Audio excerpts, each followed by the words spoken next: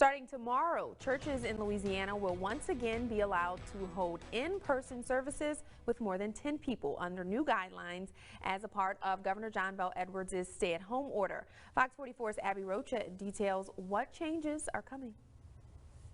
Jeff Landry says it's time for Governor John Bel Edwards to loosen restrictions on churches in Louisiana. I'm always interested in loosening restrictions on churches and on businesses, but we're going to do so in a way that we feel comfortable, that aren't going to cause a spike in cases.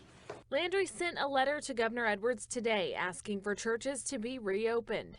The governor says he's all for opening places of worship, saying that it's just as important as getting the economy moving forward. I share the Attorney General's concerns that we get places of worship back into operation closer to normal, but that's the pace at which we're going to move. I think that those pastors who exhibited restraint and resolve and civil obedience are saying, okay, look, it's time to get back to work. The governor's new order does not directly address churches, but he did lay out his new guidelines for Louisiana's congregations just hours before that order officially goes into effect. We do believe that church services can be conducted safely outdoors, but if you wanted to do it outside or outside under a tent that doesn't have the flaps down or the walls, and practice social distancing, encouraging people to not come if they are 65 or older or have those comorbid chronic health conditions that we've been talking about.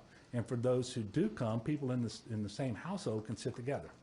But nobody should be sitting within 6 feet of someone who isn't from their household. Landry wants to help church leaders who have complied with the governor's orders during this pandemic. 99.9% of the pastors out there actually adhered to and respected and the governor's orders at the particular time. We had, one pastor just, seemed to want to be a little belligerent in the height of the crisis. Despite these changes, St. John's United Methodist Church is staying closed until the end of May. The church is the people, and people are what we care about most. And so if continuing to remain with online worship only and not being face-to-face for a little bit longer means that more lives are saved, then that is what we will do. Pastor Tony Spell's attorney sees this as a win, releasing a statement in part, "We are applauding Jeff Landry for taking a stand for religious liberty." Abby Rocha, Fox 44 News.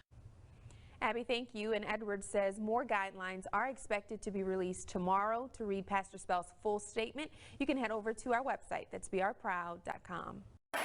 We hold these truths to be self-evident that all men are created equal and are endowed by their Creator with certain inalienable rights. Among them are life. You don't have the right to murder babies in the womb.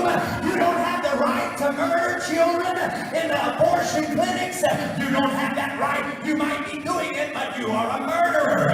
I'm telling you, you are a murderer if you murder those babies. You don't have the right. Only God has the right to give life and to take life. But when it comes to you telling me I can't have church, Brother Governor, or Sister Mayor, I just want to tell you, we ought to